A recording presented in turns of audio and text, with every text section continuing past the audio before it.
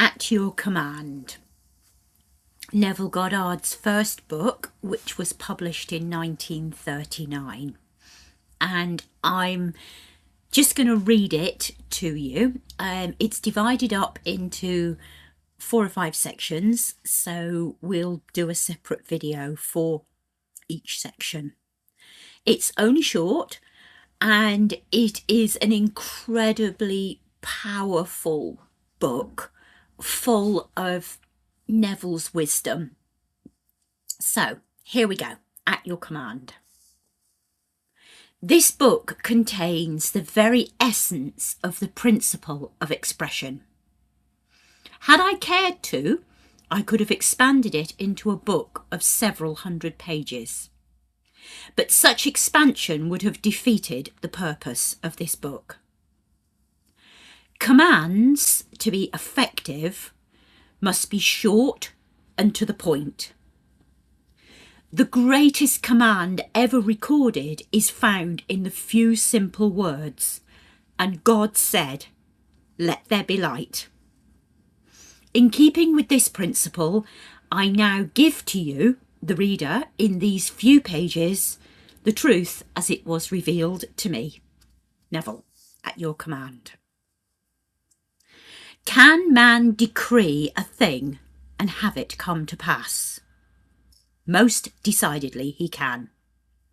Man has always decreed that which has appeared in his world, and is today decreeing that which is appearing in his world, and shall continue to do so as long as man is conscious of being man. Not one thing has ever appeared in man's world but what man decreed that it should. This you may deny, but try as you will, you cannot disprove it. For this decreeing is based upon a changeless principle. You do not command things to appear by your words or loud affirmations. Such vain repetition is more often than not confirmation of the opposite. Decreeing is ever done in consciousness. That is, every man is conscious of being that which he has decreed himself to be. The dumb man, without using words, is conscious of being dumb. Therefore, he is decreeing himself to be dumb. When you read the Bible in this light, you will find it is the greatest scientific book ever written.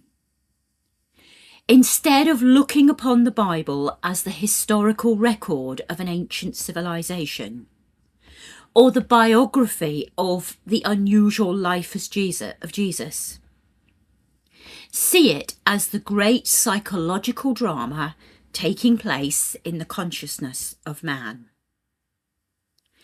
Claim it as your own, and you will suddenly transform your world from the barren deserts of Egypt to the promised land of Canaan.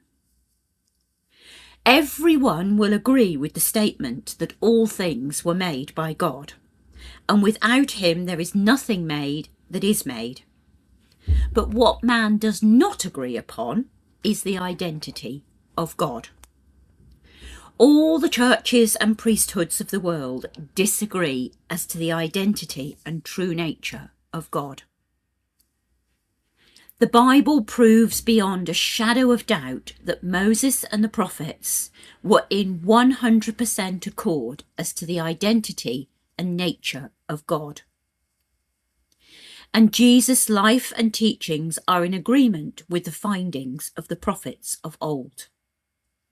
Moses discovered God to be man's awareness of being when he declared these little understood words, "I am hath sent me unto you."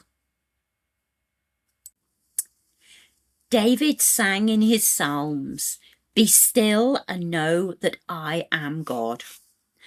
Isaiah declared, I am the Lord and there is none else. There is no God beside me. I girded thee, though thou hast not known me. I form the light and create darkness. I make peace and I create evil. I, the Lord, do all of these things. The awareness of being as God is stated hundreds of times in the New Testament. To name but a few, I am the shepherd, I am the door, I am the resurrection and the life, I am the way, I am the Alpha and Omega, I am the beginning and the end, and again, whom do you say that I am? It is not stated, I, Jesus, am the door, I, Jesus, am the way, nor is it said, whom do you say that I, Jesus, am? It is clearly stated, I am the way. The awareness of being is the door through which the manifestations of life pass into the world of form. Consciousness is the resurrecting power, resurrecting that which man is conscious of being. Man is ever outpicturing that which he is conscious of being. This is the truth that makes man free, for man is always self-imprisoned or self-freed.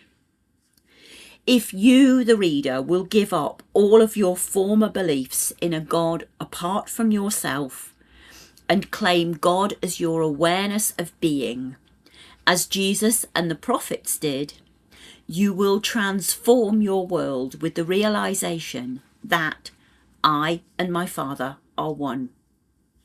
This statement, I and my Father are one, but my Father is greater than I, seems very confusing. But if interpreted in the light of what we have just said concerning the identity of God, you will find it very revealing. Consciousness being God is as Father. The thing that you are conscious of being is the Son, bearing witness of his Father.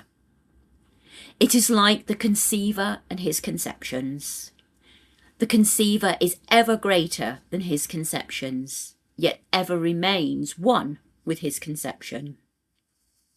For instance, before you are conscious of being man, you are first conscious of being. Then you become conscious of being man. Yet you remain as conceiver greater than your conception, man.